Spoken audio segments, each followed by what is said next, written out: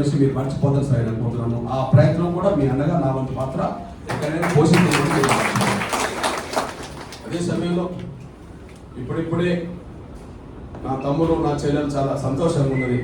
మీరు వార్డు మెంబర్లుగా మీరు వచ్చిన మీ ముఖాల్లో ఒక గర్వం, ఎస్ మేము అయినాము అని చెప్పి వార్డు మెంబర్లైనా ఉప సర్పంచ్లైనా సర్పంచ్లైనా మనస్ఫూర్తిగా నేను మిమ్మల్ని అభినందిస్తున్నాను.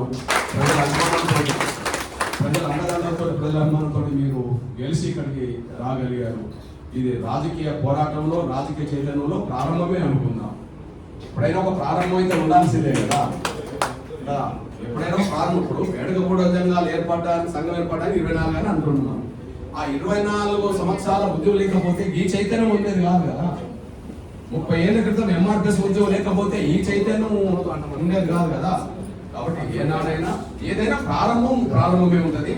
ఆ ప్రారంభం నుంచి మనం శక్తివంతంగా ముందుకెళ్లాల్సిన అవసరం ఉంటుంది. ఈ నేపథ్యంలో మీకు 2 విషయాలు చెప్తున్నా.